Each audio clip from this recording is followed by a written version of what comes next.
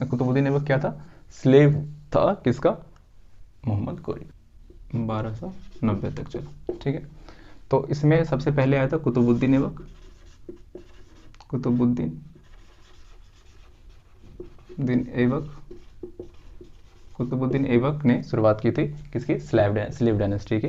और कुतुबुद्दीन ऐबक की बात करें तो ये लाख बख्श भी कहा जाता है इसको, लाख बख्श। और इसका कैपिटल कहाँ था? कैपिटल था लाहौर। आ रही बात समझ? तो इसका कैपिटल लाहौर में था, इसका टॉम भी लाहौर में ही बना। आ रही बात समझ? ठीक है।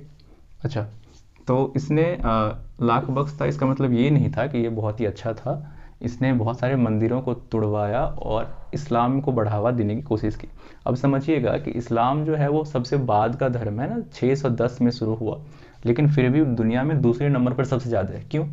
क्योंकि वो कन्वर्जन करने में विश्वास रखता है और उसने बहुत फोर्सफुली कन्वर्जन करवाया।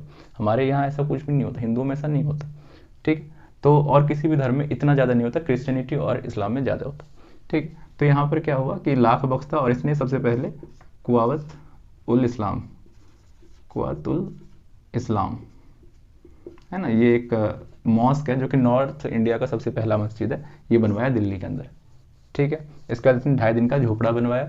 इसके बाद इसने कुतुब मीनार का भी शुरुआत करा। किसने? मैं बात कर रहा हूँ अभी कुतुबुद्दीन ऐबक की। कुतुबुद्दीन ऐबक कौन था? ये ममलूक कास्ट का था, जो कि मिलिट्री कास्ट माना जाता है इजिप्ट और जैसे शहरों में।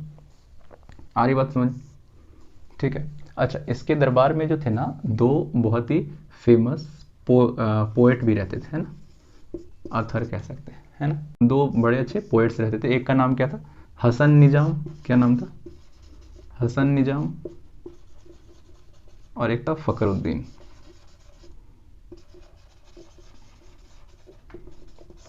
ये 2 पोएट भी रहते थे।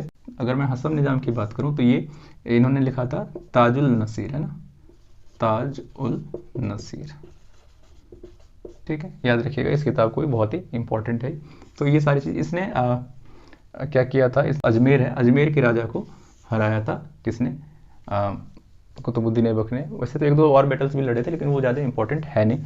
तो इतना चीज़ आप इसमें से याद रखिए। किसके बारे में? कुतुबुद्दीन ऐबक के बारे में। 1210 ईस्वी में पोलो खेलते वक्त, चौगान खेलते वक्त इसकी मृत्यु हो जाती है। इसके बाद गद्दी पर कौन